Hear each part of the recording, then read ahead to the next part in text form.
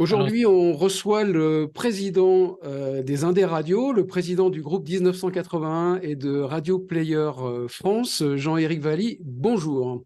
bonjour.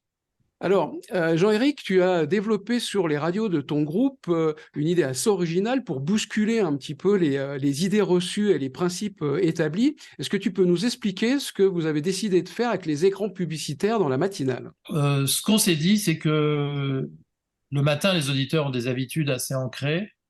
Et en face de leurs habitudes, nous avons, nous, nos habitudes. Et ça conduisait à ce que, chaque jour, un auditeur entendait la publicité pour la même durée, au même moment. Par exemple, quand il monte dans sa voiture pour accompagner ses enfants à l'école, il va être accompagné en même temps par la publicité, la même tous les jours, au même moment, etc. Et on s'est dit qu'il fallait créer un peu de perturbation là-dedans, casser un petit peu cette rengaine qui souligne, je pense, d'une façon exagérée, qu'il y a de la publicité sur une radio, puisque c'est ça qui l'a fait vivre, dans un univers de compétition où il y a des plateformes sans publicité, même si les gens payent pour y avoir accès. Et donc, il fallait qu'on sorte un peu de ce mécanisme très conformiste, très répétitif, qui fait qu'un auditeur, inconsciemment, il sait par avance ce que l'on va faire. Donc, nos écrans, ils respectent les données de commercialisation, c'est-à-dire qu'en gros, ils sont diffusés, s'ils sont vendus dans l'heure, ils sont diffusés dans l'heure, s'ils sont vendus à la demi-heure, ils sont diffusés dans la demi-heure. Mais même à l'intérieur d'une demi-heure, on peut bouger quand même sensiblement les écrans. On peut aussi jouer un peu sur leur durée, de façon à ce qu'on n'ait pas ce phénomène de je monte dans ma voiture à peu près tous les jours à la même heure et à peu près tous les jours à la même heure, j'ai un écran publicitaire. Donc concrètement, chaque jour, on a des écrans publicitaires à des horaires légèrement différents. J'imagine que du côté de la planification, tout ça, ça a bien été calé et que c'est en place. Ça n'a pas compliqué la vie de la planification. Non, pas du tout, parce que l'idée, c'est que la planification se fasse le plus automatiquement possible à partir des données rentrées par les commerciaux.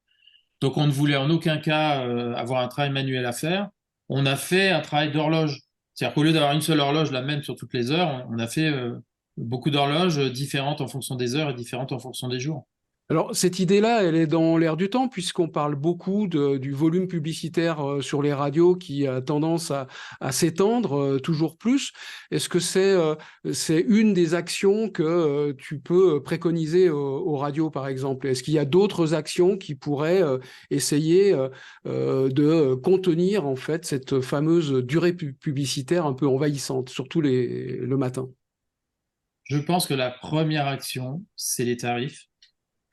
Et quand je dis les tarifs, je sais que c'est pas simple, mais peut-être que quand on parle de tarifs, la première chose à faire, c'est de mesurer ce que l'on fait sur sa propre radio.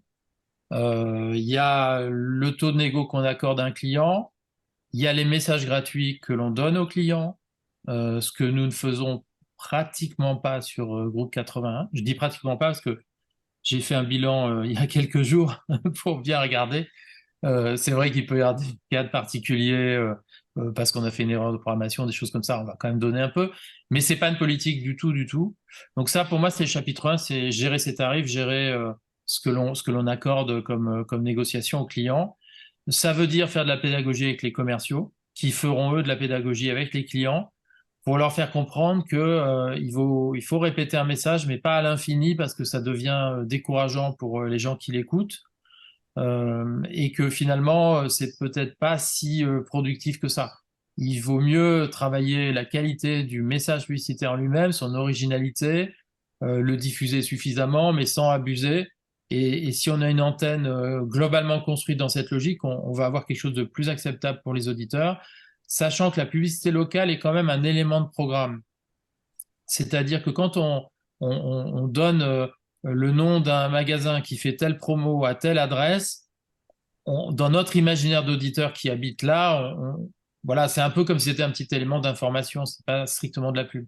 Donc la perception de l'auditeur, elle est assez subtile, et je pense qu'on a des marges de manœuvre en n'étant pas dans l'abus.